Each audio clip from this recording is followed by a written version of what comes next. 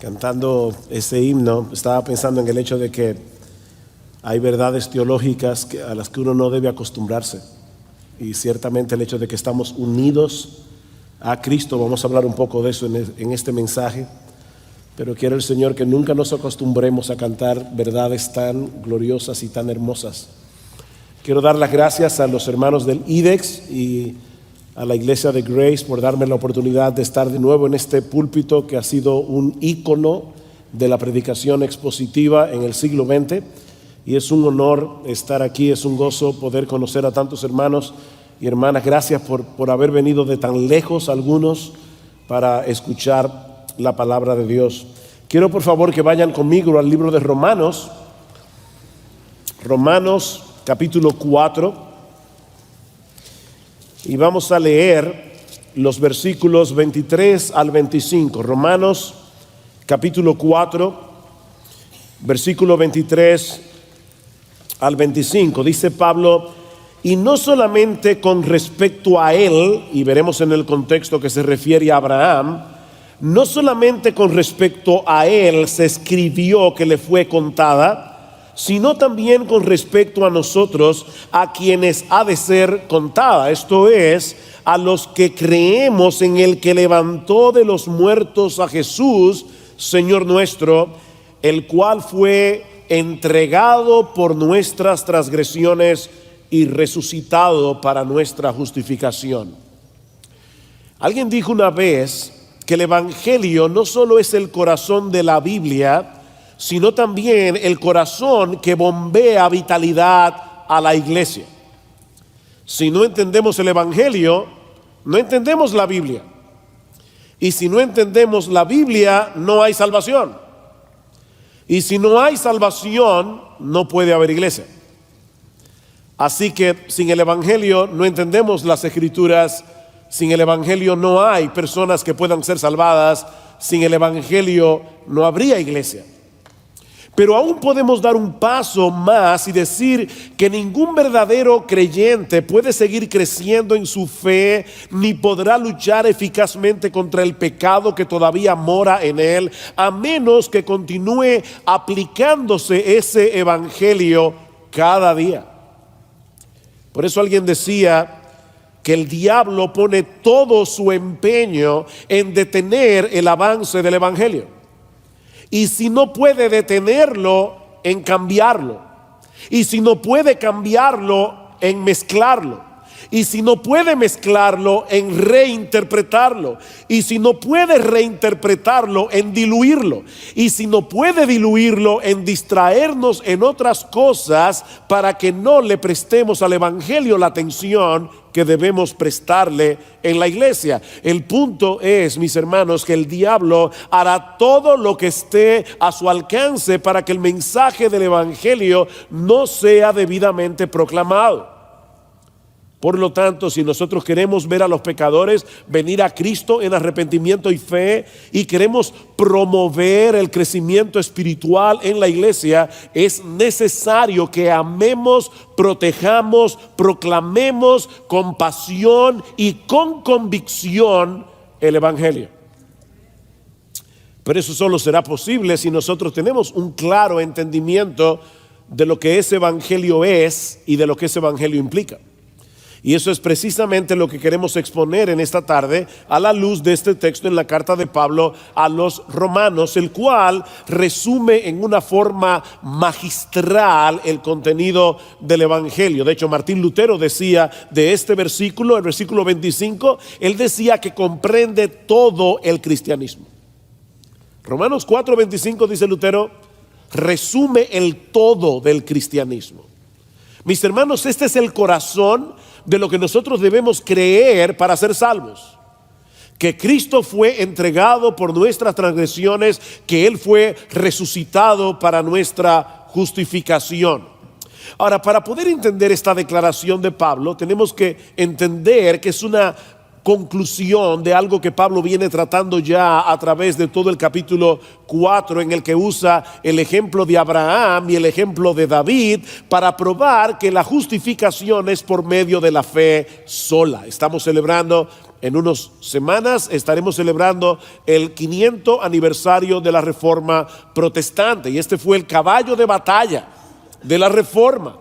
La doctrina de la justificación por la fe sola, no por nuestros méritos personales. Dice Pablo en Romanos capítulo 4, versículo 1, ¿qué pues diremos que halló Abraham, nuestro padre según la carne? ¿Qué halló Abraham? En otras palabras, ¿hay algún mérito que podamos atribuirle a Abraham? ¿Algo que él haya hecho y que lo ayudara a ganarse el favor de Dios? Bueno, ¿saben qué? Los judíos creían que sí, que Abraham tenía méritos.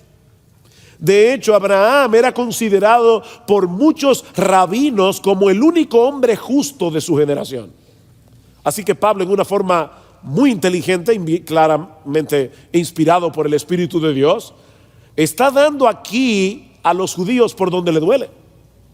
Porque ellos sí creían que Abraham era justificado por sus obras. Por ejemplo, en el libro de los Jubileos, un libro que fue escrito en el siglo II antes de Cristo, dice literalmente que Abraham fue perfecto en todas sus obras con el Señor y agradable en justicia todos los días de su vida. Y en Primera de Macabeos, no les voy a pedir que busquen eso en sus Biblias porque no está, yo espero que no esté. Pero en Primera de Macabeos capítulo 2, en el versículo 52, dice, el autor se pregunta, ¿no fue acaso Abraham hallado fiel cuando fue puesto a prueba y su fidelidad le fue contada por justicia? Interesante, porque el autor de Macabeos está citando aquí Génesis capítulo 15 versículo 6, que es el pasaje que el apóstol Pablo va a citar ahora. Dice, porque si Abraham fue justificado por las obras, él tiene de qué gloriarse, pero no para con Dios, porque ¿qué dice la escritura? Génesis 15:6, creyó Abraham a Dios y le fue contado por justicia. De hecho, en cierta medida, todo el capítulo 4 de Romanos es una explicación, es un desarrollo de Génesis capítulo 15 versículo 6. Abraham creyó y por eso fue justificado por medio de la fe. Él fue declarado justo en el tribunal de Dios por medio de la fe, no porque la fe tenga algún mérito, porque aún la fe es un regalo de Dios. Él simplemente se apropió de algo que Dios le otorgó gratuitamente por gracia. Dios le otorgó justicia a Abraham como un don gratuito, del cual él se apropió por medio de la fe. Ahora, el punto central de este capítulo es que esa forma por medio de la cual Abraham fue justificado es la forma a través de la cual Dios justifica a todo pecador. Dios siempre ha estado justificando a los pecadores desde el Antiguo Testamento, por medio de la fe sola. Noten lo que sigue diciendo Pablo en el versículo 4, pero al que obra no se le cuenta el salario como gracia, sino como deuda, mas al que no obra, sino cree en aquel que justifica al impío, su fe le es contada, le es imputada como justicia, por justicia al que obra. No solamente a Abraham, a cualquiera, puede ser chileno, puede ser argentino, puede ser hasta mexicano, todo. Cualquiera que crea, es porque lo que dijo Michael, no fui yo que dije eso. Yo amo a los mexicanos. Pero cualquiera que cree es justificado por medio de la fe. De hecho, noten cómo comienza el texto que vamos a exponer en esta tarde, versículo 23. Y no solamente con respecto a él se escribió que le fue contada, que la fe le fue contada por justicia. En otras palabras, lo que Pablo está diciendo aquí es que el Espíritu Santo inspiró a Moisés para que incluyera esa declaración de Génesis capítulo 15 versículo 6, no solo por causa de Abraham, sino por causa de todos nosotros. No solo por él se escribió eso, se escribió por todos los creyentes a lo largo de la historia, que al igual que Abraham habrían de ser justificados por la fe. Ahora, Noten que Pablo no dice aquí simplemente que todo aquel que cree será salvo. No se trata de una fe sin contenido. No es una fe en algo. Es una fe en alguien que hizo algo específico para salvar a pecadores. Y mis hermanos, es importante que hagamos esa aclaración por el tipo de espiritualidad que muchos tienen en el día de hoy. Así que voy a hacer una declaración que quizás para algunos les resulte chocante, pero creer en Dios no salva a nadie. Creer en Dios no salva. El infierno estará lleno de personas que creen en Dios. De hecho, la Biblia dice en Santiago capítulo 2 versículo 19 que aún el diablo cree que Dios es uno y no por eso deja de ser diablo. Lo que Pablo dice en este texto es que solo serán salvos aquellos que creen en aquel que levantó de los muertos a Jesús nuestro Señor, el cual fue entregado por causa de nuestras transgresiones y resucitado para nuestra justificación. Y hay dos cosas fundamentales aquí que constituyen la esencia de nuestra fe y que vamos a estar exponiendo en este sermón. La primera es que Cristo fue entregado por nuestras transgresiones. Muchos conocen y aceptan el hecho de que Jesús murió crucificado el Viernes Santo. Pero el conocimiento de ese hecho histórico no salva a nadie. La fe que justifica es aquella que abraza de todo corazón el significado de esa muerte. Que Jesús no murió como un mártir, sino como un salvador. Y hay una diferencia fundamental en esto. Saber que Cristo murió el Viernes Santo no hace ninguna diferencia, a menos que aceptemos la razón de esa muerte. Yo supongo que muchas de las personas que escucharon a los apóstoles predicando acerca de la muerte de Cristo en la cruz, trajeron a sus mentes el caso de Sócrates, sobre todo si eran de origen griego, porque Sócrates fue condenado por enseñar filosofía a los jóvenes atenienses, de manera que los alumnos de Sócrates, entre ellos el mismo Platón, veían a Sócrates como un mártir de la verdad. Así que probablemente cuando los apóstoles decían Cristo murió en la cruz, ellos decían, bueno, a Sócrates también lo martirizaron, lo mataron.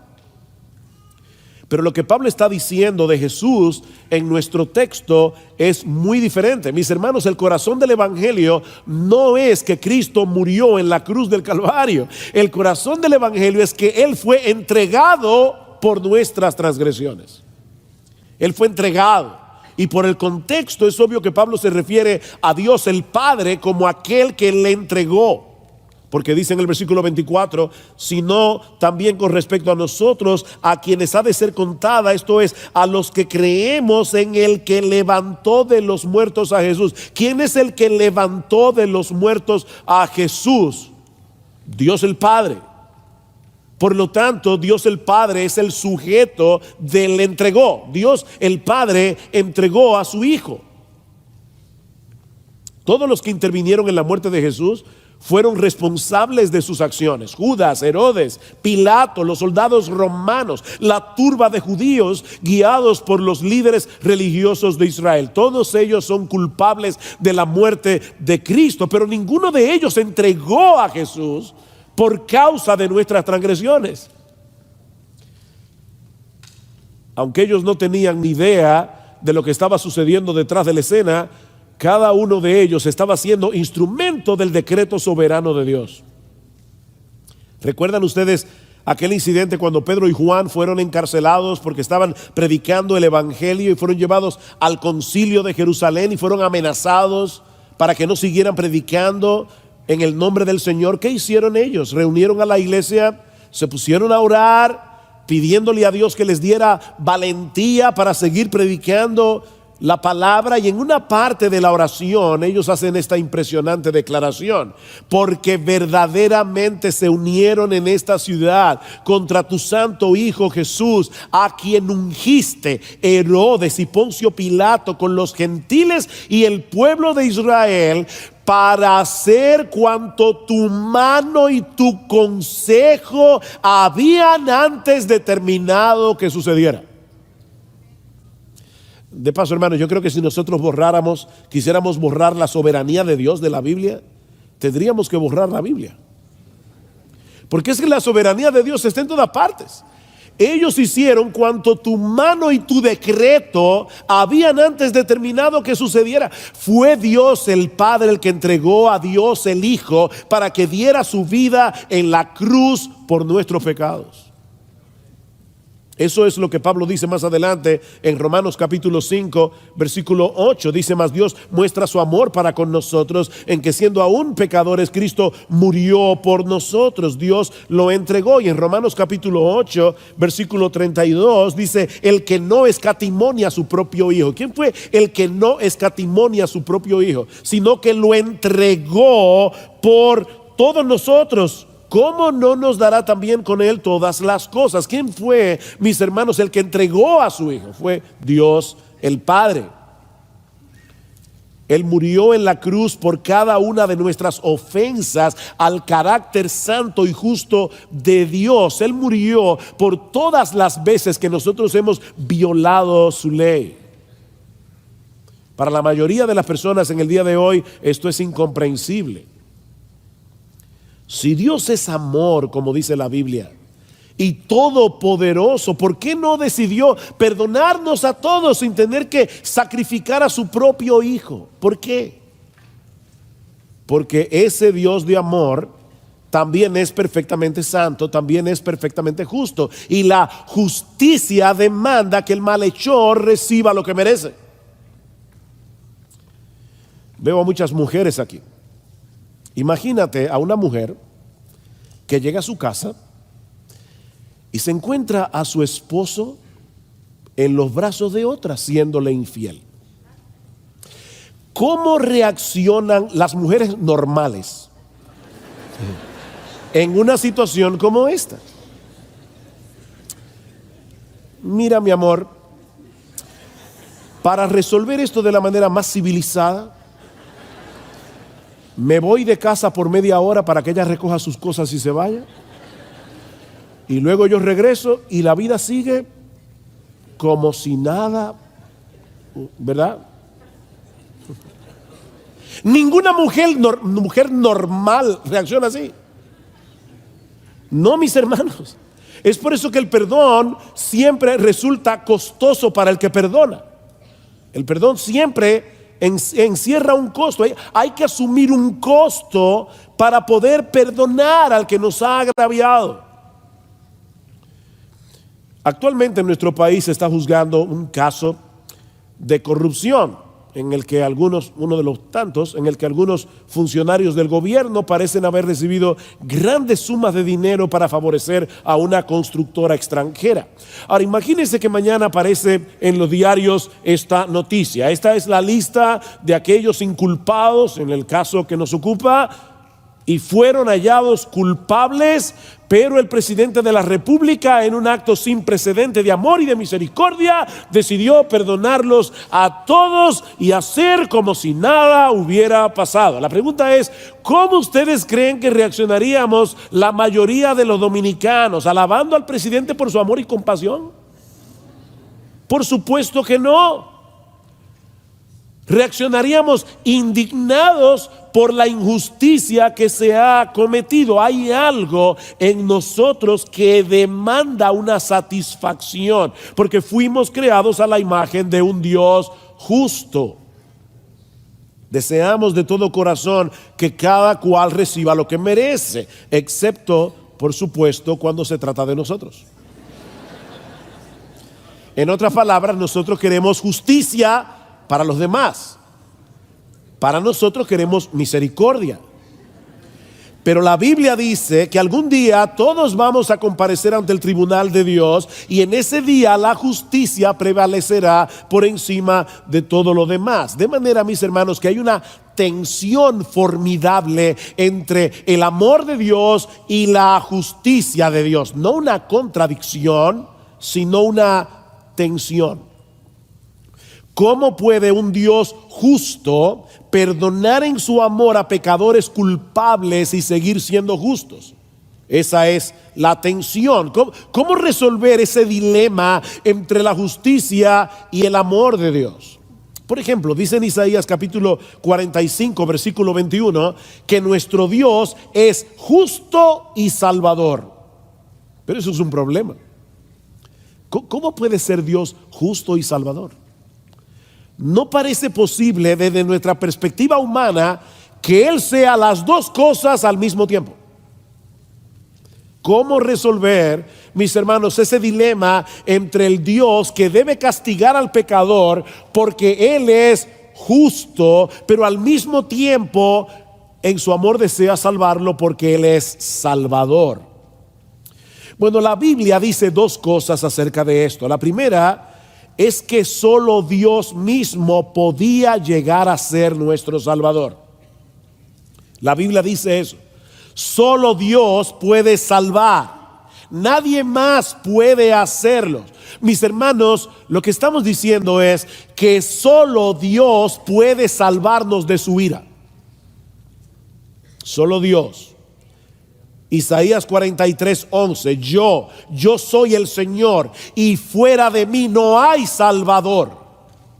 Y el salmista dice en el Salmo capítulo 3 versículo 8 que la salvación le pertenece al Señor. Ni el ángel más poderoso y puro podía hacer eso. Solo Dios puede salvar a los pecadores. Pero la Biblia nos enseña también que el Salvador tenía que ser un miembro de la raza humana para que pudiera representar al hombre culpable y rebelde en el tribunal de Dios y pagar por sus rebeliones. En el mismo momento en que Adán y Eva pecaron contra Dios en el huerto del Edén, Él promete enviarles un Salvador a un ser humano nacido de mujer. ¿Recuerdan la profecía de Isaías capítulo 53? ¿Cómo se describe a este Salvador en ese texto? Un varón de dolores, experimentado en quebrantos. Así que no había alternativa. El Salvador de los pecadores tenía que ser Dios y hombre a la vez. Fue por eso que la segunda persona de la Trinidad asumió una naturaleza humana semejante en todo a la nuestra, pero sin pecado, y luego fue a la cruz a morir en nuestro lugar. Mis hermanos, Dios entregó lo que Él más amaba a su Hijo Jesucristo para que Él pagara nuestra deuda y así poder perdonar a pecadores culpables que le odiaban, manteniendo intacta su justicia. El Hijo fue entregado por el Padre por causa de nuestras transgresiones. Así que no fue un mártir el que dio su vida el Viernes Santo, fue un Salvador. El Rey del universo, que decidió voluntariamente y en obediencia a su Padre recibir en lugar de pecadores el castigo de la justa ira de Dios por todos y cada uno de nuestros pecados. Al que no conoció pecado, por nosotros Dios lo hizo pecado para que nosotros fuésemos hechos justicia de Dios en Él. Pero esa no es toda la historia. Si Cristo hubiera muerto en la cruz y no se hubiera levantado vivo de la tumba, su muerte habría sido en vano.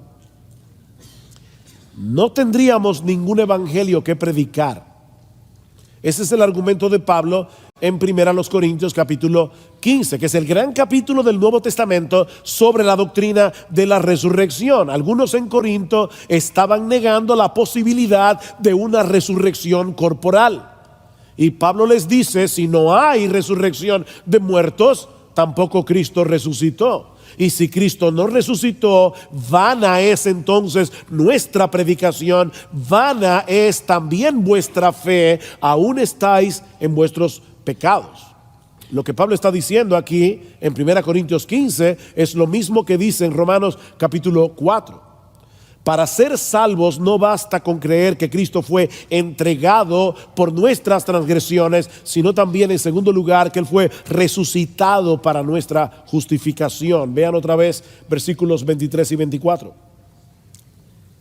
Y no solamente con respecto a él se escribió que le fue contada, sino también con respecto a nosotros, a quienes ha de ser contada, esto es, a los que creemos en el que levantó de los muertos a Jesús, Señor nuestro. Yo le decía a mi esposa en estos días, la verdad es que el hecho de que la gente no crea que la Biblia es la palabra de Dios es una demostración de las tinieblas del pecado en el corazón del hombre. Porque la Biblia es un libro que no puede ser explicado si no es a través de la inspiración del Espíritu Santo. Mira, mi hermano, cuando alguien te diga, pruébame que la Biblia es la palabra de Dios, no caigas en esa trampa. Dile tú, pruébame que no lo es. Toma la Biblia con esta unidad tan perfecta que la Biblia tiene y pruébame que la Biblia no es la palabra de Dios. ¿Por qué se encuentra esa historia de Abraham en Génesis capítulo 15? Por causa de lo que Cristo iba a hacer miles de años después. Esa historia no se encuentra allí para que sepamos cómo fue salvo Abraham. Fue escrita por inspiración del Espíritu Santo para enseñarnos que cualquier pecador que haya sido salvado a lo largo de toda la historia de la redención ha sido solamente por la fe. Nunca ha sido por las obras.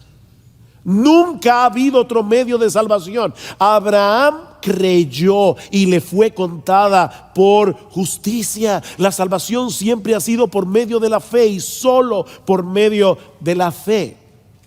Ahora bien, hermanos, ¿qué fue lo que Abraham creyó en aquel momento de la historia redentora? ¿Saben qué fue lo que Abraham creyó? Que Dios es capaz de darle vida a un muerto. De ahí la conexión con la resurrección de Jesús. Abraham se anticipó a nuestra fe en el Cristo resucitado al creer que Dios era capaz de darle vida a un muerto. Eso es lo que Pablo nos explica desde el versículo 16 del capítulo 4. Vean el contexto de Romanos 4. Por tanto, es por fe para que sea por gracia, a fin de que la promesa sea firme para toda su descendencia, no solamente para la que es de la ley, sino también para la que es de la fe de Abraham, el cual es padre de todos nosotros, como está escrito: te he puesto por padre de muchas gentes, colombianos, argentinos, mexicanos, dominicanos, chilenos, costarricenses, puertorriqueños, de muchas gentes delante de Dios, a quien creyó, el cual da vida a los muertos y llama las cosas que no son como si fuesen. Dios le prometió un hijo a Abraham y él creyó en esa promesa, a pesar de que era imposible para él tener un hijo. No solo porque Abraham tenía casi 100 años y Sara alrededor de 90, sino también porque Sara era estéril. ¿Ustedes imaginan a Sara llegando a ginecología y obstetricia? Ella está buscando el departamento de ginecología. Viene a visitar a su bisnieta que está dando a luz. No, ella está embarazada. Por eso es que se llama Isaac. Isaac se llama risa, es que da risa. Ciertamente, eso era increíble que Sara estuviera embarazada de Abraham. De hecho, hay algo interesantísimo. Otra vez veo la fantástica unidad de las Escrituras.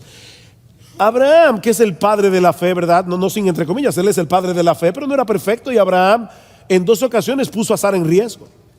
En Génesis capítulo 12, no se nos queda claro en la Biblia si Sara fue tocada por esta persona que la tomó en su harén. No lo vemos claro. El autor del Génesis no aclara eso. Pero la segunda vez que eso pasa, en Génesis capítulo 16, ahí sí se aclara de una manera evidente que Abimelech no tocó a Sara. ¿Por qué en un capítulo se enfatiza una cosa y en el otro no? Porque en el capítulo siguiente iba a nacer Isaac. Y era importante que todos nosotros supiéramos que ese niño era hijo de Abraham. Si no se hubiera colocado por el Espíritu Santo ese detalle de que Abimelech no tocó a Sara, cualquiera hubiera dicho: ese viejo no es el hijo de ese niño. Sin embargo, todos sabemos ahora que Isaac era hijo de Abraham y de Sara. Era algo imposible, pero nuestro Dios es omnipotente, nuestro Dios es todopoderoso. Él puede hacer exactamente lo que Él promete. Así que Abraham creyó que Dios es poderoso de traer vida a través de un vientre muerto. Mis hermanos, esa es la promesa. Eso fue lo que Abraham creyó. Y sigue diciendo Pablo, él creyó en esperanza contra esperanza para llegar a ser padre de muchas gentes conforme a lo que se le había dicho, así será tu descendencia. Y Pablo aclara, y no se debilitó en la fe al considerar su cuerpo que estaba ya como muerto, siendo de casi 100 años, o la esterilidad de la matriz de Sara. También estaba muerta la matriz de Sara. Tampoco dudó por incredulidad de la promesa de Dios, sino que se fortaleció en fe, dando gloria a Dios, plenamente convencido de que también era poderoso para hacer todo lo que había prometido, por lo cual también su fe le fue contada por justicia. ¿Se dan cuenta, hermanos? La fe de Abraham fue muy específica. Él creyó que Dios podía cumplir su promesa de darle un hijo, aunque ellos estaban casi muertos. Y en Hebreos capítulo 11, a partir del versículo 17, dice que cuando Abraham fue probado, él también creyó que si mataba a Isaac, Dios podía resucitarlo, Dios podía traerlo de los muertos. Y dice el autor de Hebreos, de donde en cierto modo lo recibió. Porque en la mente de Abraham, Isaac ya estaba muerto cuando Dios le pidió que lo sacrificara. Así que, hermanos, la fe que opera para justificación es muy similar a la fe que tuvo Abraham. ¿Se dan cuenta? Por eso dice Pablo, versículo 23 otra vez, y no solamente con respecto a él se escribió que le fue contada, sino también con respecto a nosotros, a quienes creemos que ha de ser contada. Esto es a quienes ha de ser contada, esto es a los que creemos en el que levantó de los muertos a Jesús, Señor nuestro, el cual fue entregado por nuestras transgresiones y resucitado para nuestra justificación. La fe de Abraham se anticipa en muchos sentidos a nuestra fe.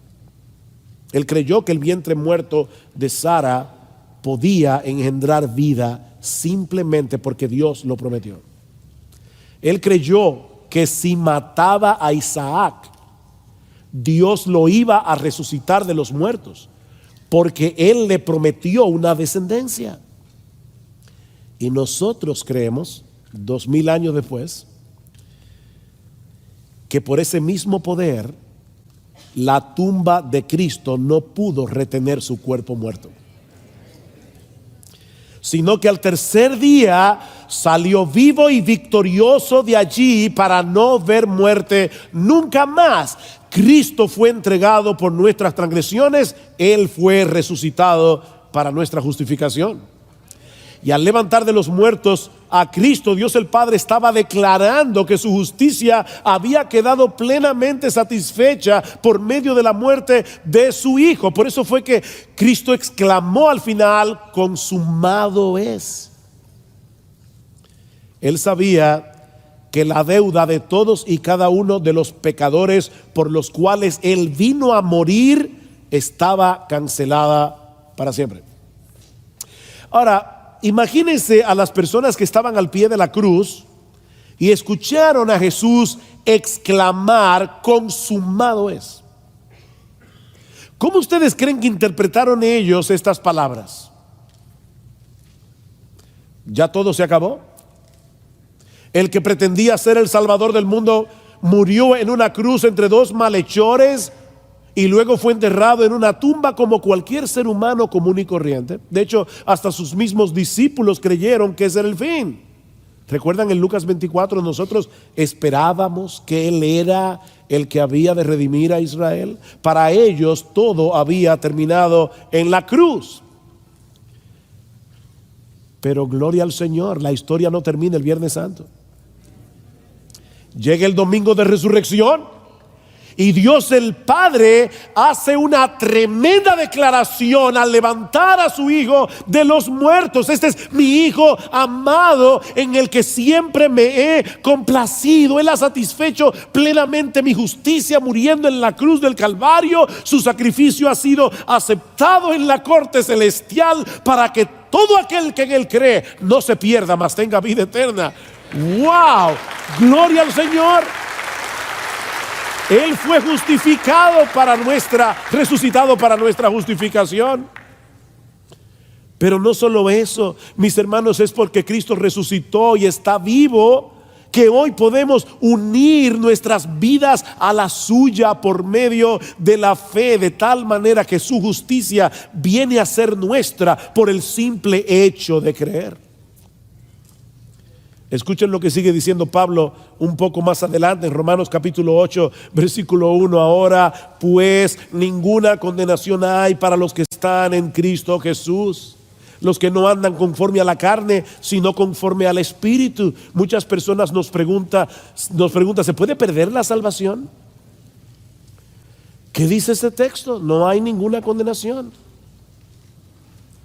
Para que un verdadero creyente se pierda, Jesús tiene que dejar de ser justo, porque es su justicia la que nos salva, no la mía ni la tuya. Mis hermanos, déjenme decirles algo con toda claridad: la salvación es por obras, pero no por la tuya, por la de Él. Y Él obró perfectamente. Jesús nunca pecó. Jesús cumplió perfectamente la ley en nuestro lugar. Por eso es que no basta con decir Jesús murió por mí. No, Él también vivió por mí. Él no solamente murió por mí, Él vivió por mí. Y eso es lo que el Padre estaba declarando al resucitarlo de los muertos. Ahora nuestra vida está unida a la de Cristo, y por eso ya no hay condenación. ¿Por qué no? Porque todos los creyentes estamos en Él, unidos a Él por la fe. En otras palabras, Él hizo todo lo que hizo como nuestro representante.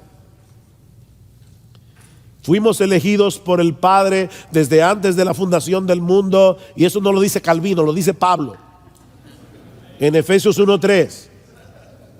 Elegidos desde antes de la fundación del mundo, para que Él nos representara en su muerte y en su resurrección. Es por eso que más adelante en el capítulo 2 de su carta a los Efesios, Pablo dice que todos nosotros, los que hemos creído en Cristo, a todos nosotros Dios nos dio vida juntamente con Él. Dios nos dio vida juntamente con Él. Pero ¿saben qué? Juntamente con Él nos resucitó. Y asimismo nos hizo sentar en los lugares celestiales en Cristo Jesús. No, pastor, yo estoy sentado en Grace Community Church. Eso es tan seguro que Pablo lo da como un hecho pasado. Donde esté Cristo estaremos tú y yo. Si estamos unidos a Él, nuestras vidas están unidas a Jesús por medio de la fe, y por lo tanto nosotros vivimos también porque Él está vivo. Estamos unidos a un Salvador que no está muerto. Un Salvador muerto no puede darle vida a nadie, pero Cristo resucitó y nosotros resucitamos juntamente con Él. Todos nuestros pecados fueron clavados con Él en la cruz, y cuando Él salió de la tumba el domingo de resurrección, nosotros resucitamos con Él para andar en novedad de vida. Eso es lo que Pablo nos enseña en Romanos capítulo 6. ¿Por qué tú y yo podemos andar en santidad? No perfecta, pero sí sincera y genuina y creciente, como predicaba nuestro hermano hace un momento. Porque nuestras vidas están unidas al Cristo vivo.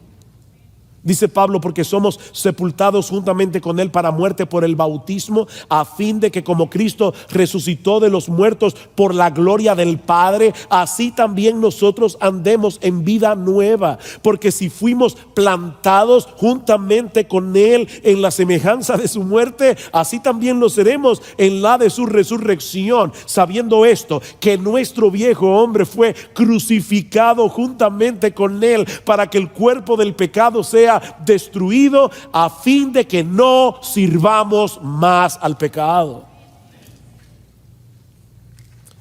¿Ven el punto, mis hermanos? Nuestras vidas están unidas a un Cristo que murió y resucitó. Y por lo tanto podemos estar absolutamente seguros de dos cosas. En primer lugar, que ya no tenemos cuentas pendientes en el tribunal de Dios. Ya no tenemos cuentas pendientes en el tribunal de Dios. Pero en segundo lugar, la vida del Cristo resucitado ahora se manifiesta en nosotros para que no sigamos siendo siervos del pecado. Y cuando ese Cristo victorioso regrese en gloria, todos los que han muerto unidos a Él por la fe serán resucitados. Y todos los que hayamos quedado en hasta aquel momento seremos transformados, seremos arrebatados. Dice, seremos transformados en un abrir y cerrar de ojos, para tener un cuerpo semejante al suyo después de la resurrección. Eso es un hecho, mis hermanos, porque Cristo murió y resucitó como nuestro representante. Hay un corredor dominicano llamado Félix Sánchez, ganó la medalla de oro en Atenas en el año 2004 y luego en Londres en 2012 en la disciplina de 400 metros en valla. Y todos los dominicanos nos sentimos representados en su victoria. Qué emoción ver a Félix Sánchez recorriendo todo el estadio en Londres con la bandera dominicana. Pero ¿saben qué? Aunque en cierto modo él ganó esa medalla para todos nosotros, lo cierto es que ninguno de nosotros tiene esa medalla en su casa. Eso también es un hecho. Ni disfrutamos de la fama de Félix Sánchez. 2012, 2013, 2014, 15, 16, 17, a mí nunca nadie me ha pedido un autógrafo por eso. Cuando Félix Sánchez sale a la calle, a él le piden el autógrafo, no a mí porque soy dominicano.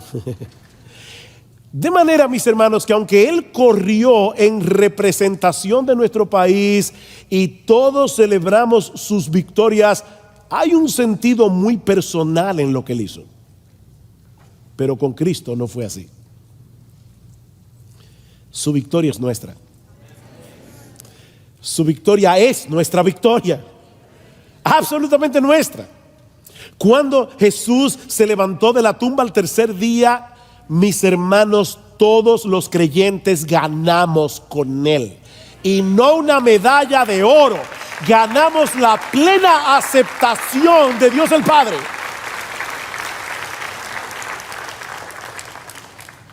Como si fuéramos tan justos como Dios el Hijo. Mira, mi hermano, yo no sé, mi hermana, cómo fue tu vida antes de ser cristiano, cristiana. Para Dios tú nunca has roto un plato. La justicia de su Hijo es tuya por medio de la fe. Únicamente por medio de la fe. Así que celebremos con gozo, mis hermanos, que nuestro Señor Jesucristo resucitó. Ya no hay condenación para nosotros, porque en aquella tumba vacía quedaron enterrados todos nuestros pecados, para que hoy podamos acercarnos con toda confianza y libertad ante el trono de la gracia y allí encontrar gracia para el socorro oportuno. Gocémonos en la esperanza ciertísima de que algún día nuestro bendito Señor y Salvador transformará el cuerpo de la humillación nuestra para que sea semejante al cuerpo de la gloria suya, por el poder con el cual también puede sujetar así todas las cosas. Y mientras tanto, vivamos en el poder del Cristo resucitado, recordando que el pecado que todavía mora en nosotros ya dejó de ser nuestro rey y no puede dominarnos a su antojo.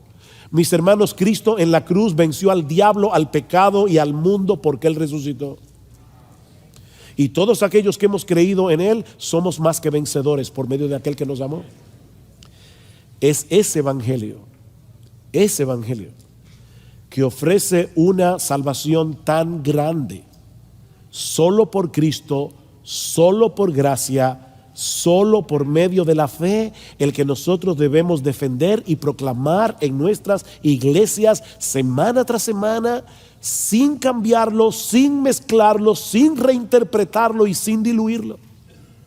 Porque es ese mensaje del Evangelio el que nosotros encontramos a lo largo de toda la Escritura, y es ese mensaje el que Dios ha prometido usar para salvar a los pecadores y para edificar a su iglesia. Pastores, no piensen que porque ya se convirtieron ya no necesitan el Evangelio esas personas allí en su iglesia. Tú necesitas el Evangelio, ellos necesitan el Evangelio y van a necesitar el Evangelio hasta que lleguen seguros a la presencia de Dios. Mis hermanos, no demos por sentado el Evangelio, no demos por sentado el Evangelio, porque si hay algo que el pecador necesita para ser salvo y el creyente para crecer en santidad, es escuchar el poderoso mensaje de que somos justificados únicamente por medio de la fe en la persona y la obra de nuestro precioso, bendito, glorioso Señor y Salvador Jesucristo.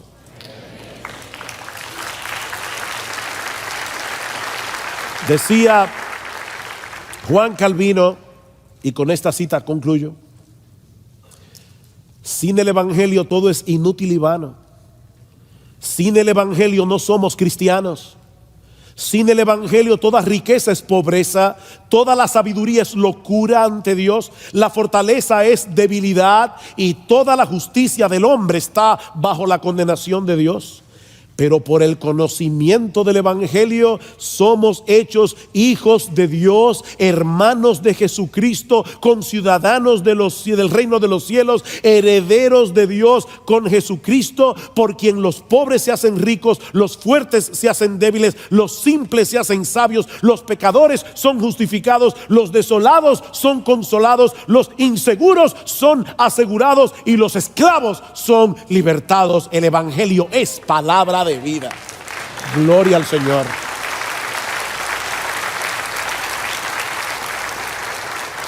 Vamos a orar. Padre, nosotros queremos darte gracias por habernos dado en esta tarde la oportunidad de predicar una vez más tu palabra. Gracias, oh Señor, por darle el privilegio a hombres comunes y corrientes, pecadores, salvados por Cristo a través de ese mismo Evangelio, poder predicar ese Evangelio a otros. Alabado sea tu nombre, Señor. Glorias sean dadas únicamente a ti. Ayúdanos a ser fieles mientras seguimos proclamando con fidelidad este mensaje de salvación, cuyo centro es Cristo y este crucificado y resucitado para nuestra justificación. Gracias, oh bendito Rey, por nuestro bendito Salvador, en cuyo nombre pedimos estas cosas. Amén y amén.